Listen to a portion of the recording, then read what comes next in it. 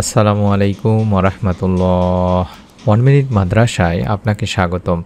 আজ আমি আলোচনা করব নবীজি সাল্লাল্লাহু আলাইহি ওয়াসাল্লাম নিজেই বলেছেন, এশার নামাজ আদায় করার পরে কেউ যদি আল্লাহ তাআলার দুইটি পবিত্র গুণবাচক নাম পড়ে ঘুমিয়ে যায়, আল্লাহ রাব্বুল আলামিনের অশেষ মেহেরবানিতে তার মনের নেক আশা পূরণের সুসংবাদ সে ঘুম থেকে উঠেই পাবে এবং আল্লাহ তাআলা তার পরিবার সংসারে গায়েবী রিজিকের মাধ্যমে হলেও সাহায্য করবেন। অত্যন্ত গুরুত্বপূর্ণ একটি ভিডিও এটি। আমি অনুরোধ করব আপনাদের কাছে যে আপনারা সম্পূর্ণ ভিডিওটি দেখবেন, অন্তত একবার আমলটি করবেন এই নিয়তে।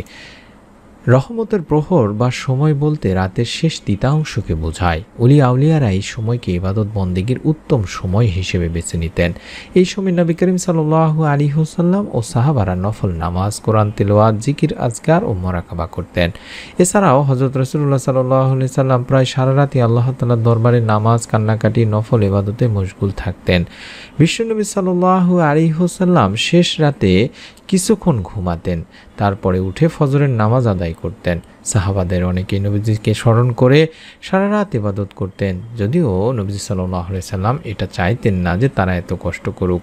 আমাদের বাংলাদেশের সময়ে রাত ৩টা থেকে ফজরের আগ পর্যন্ত এই সময়টি হলো রহমতের সময়, কারণ এই সময়ে প্রকৃতি নীরব, পরিবার পরিজনও থাকেন ঘুমিয়ে, জাগতিক কোনো কাজকর্মের তারা থাকে না। ফলে এই সময়ে আল্লাহর ধ্যান বা মুরাকাবা করা কিংবা নফল নামাজ আদায় করা বলেন, জিকির, আজকার, দরুদ পাঠ ও তাসবিহ তাহলিলের অতি উত্তম একটি সময় হিসেবে বিবেচনা করা হয়। আর এই গভীর রাতের ইবাদতগুলো এত মন দিয়ে করা যায় যে এতে সাধকেরা সাধনার সোপান অতিক্রমের উৎকৃষ্ট সুযোগও পান। রাতের তৃতীয়াংশে ইবাদতের কর্তা কোরআন হাদিসের বিভিন্ন স্থানে নির্দেশিত হয়েছে। তিনি ভাই বোনেরা, বলা হয়েছে এই সময় আল্লাহ তাআলা বান্দার ডাকে অধিক সাড়া দিয়ে থাকেন। তিনি বান্দাকে অনুপ্রাণিত করতে থাকেন, তাকে ডাকতে বলেন, তার ইবাদত করে তার নৈকট্য লাভের আহ্বান করতে বলেন। হযরত আবু হুরায়রা রাদিয়াল্লাহু তাআলা আনহু থেকেও বর্ণিত, হযরত রাসূলুল্লাহ সাল্লাল্লাহু আলাইহি সাল্লাম তাই বলেছেন, আমাদের প্রতিপালক আল্লাহ তাআলা প্রতি রাতের যখন শেষ তৃতীয়াংশ অবশিষ্ট থাকে তখন প্রথম আসমানে অবতরণ করেন এবং বলতে থাকেন, হে বান্দা, আমার কাছে প্রার্থনা করো, আমি তোমার প্রার্থনা কবুল করব। আমার কাছে তোমার কি চাওয়া আছে চাও, আমি তা তোমাকে দান করব।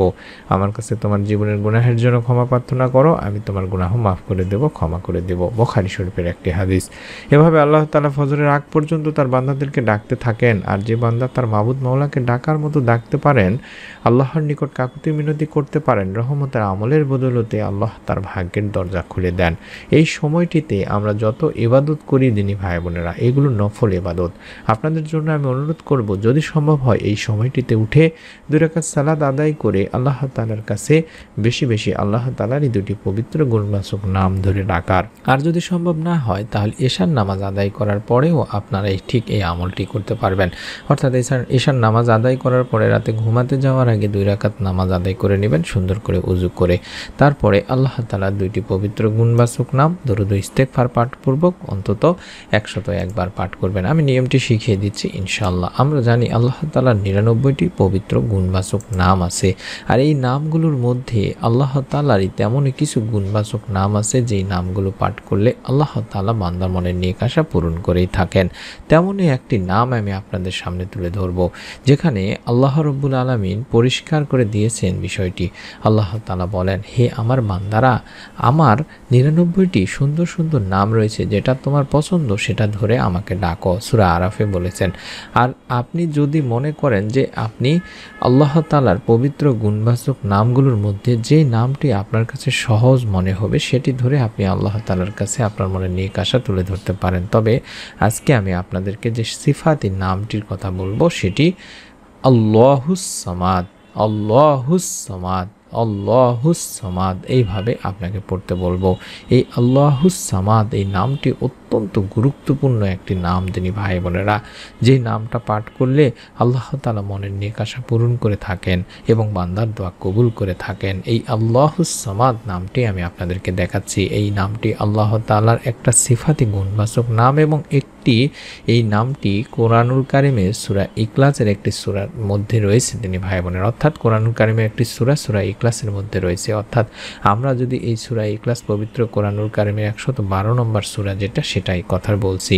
আমি আপনাদের কাছে অনুরোধ করব, এই আল্লাহুস সামাদ এই নামটির অর্থই হচ্ছে আল্লাহ অমুখাপেক্ষী বা আল্লাহ তাআলা কারোরই মুখাপেক্ষী নন, বরং সবাই আল্লাহ তাআলারই মুখাপেক্ষী। তিনি একক, তার কোনো শরিক নেই।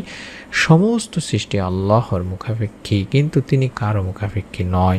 এই নামটি পাঠ করলে আল্লাহ তাআলা আপনার আশা আকাঙ্ক্ষা পূরণ করে দেবেন এবং রাতে ঘুমানোর পূর্বে আপনি পড়বেন। সেই নিয়মটি হচ্ছে, আপনি যখন রাতে ঘুমাতে যাবেন, বিশেষ করে নামাজ খাওয়া দাওয়া শেষ করে যখন আপনি বিছানায় শুতে যাবেন, তখন এই নামটি পড়বেন।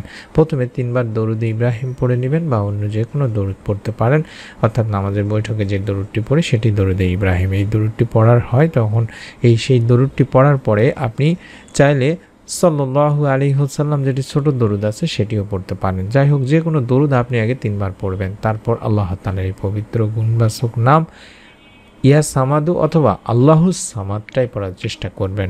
আমি আপনাদেরকে আল্লাহুস সামাদই দেখাচ্ছি, এটি 101 বার পাঠ করবেন এবং তার বেশিও পড়তে পারেন, কোনো সমস্যা নাই। তারপরে আপনি আবারও দরুদ ইব্রাহিম অথবা যে কোনো দরুদ যেটি বললাম সাল্লাল্লাহু আলাইহি ওয়াসাল্লাম, এটি 3 বার পাঠ করবেন। তারপর আপনার মনের যে আশা আকাঙ্ক্ষা সেটি আল্লাহ তাআলার কাছে বলবেন যে, আল্লাহ আমাকে অমুক আশাটি পূরণ করে দিন, কিংবা আপনার মতো করে আপনি আল্লাহ তাআলার কাছে চাওয়া পাওয়ার জন্য আল্লাহ তাআলার কাছে কাকুতি মিনতি করবেন।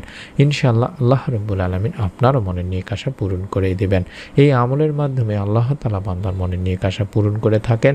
আপনারা প্রত্যেক রাতে এশার নামাজের পরে রাতে ঘুমাতে যাওয়ার আগে অন্তত আমলটি করবেনই দিনী ভাই বোনেরা। মনের মধ্যে শতভাগ বিশ্বাস নিয়ে যারা আমলটি করবেন তারা প্রত্যেকেই ভিডিওটিতে একটি করে অবশ্যই লাইক দেওয়ার মাধ্যমে এবং কমেন্ট করার মাধ্যমে নিয়ত করে ফেলুন পরবর্তী এরকম নতুন আমলের ভিডিওগুলো যাতে করে আমরা ইউটিউবে দেওয়ার সঙ্গে সঙ্গে আপনি আপনার মোবাইলে দেখতে পান, পেয়ে যান। তার জন্য অনুরোধ করব চ্যানেলটি সাবস্ক্রাইব করে রাখার এবং বেল বাটনটি অন করে রাখার। সকলেই ভালো থাকুন, সুস্থ থাকুন। আসসালামু আলাইকুম ওয়া রাহমাতুল্লাহ।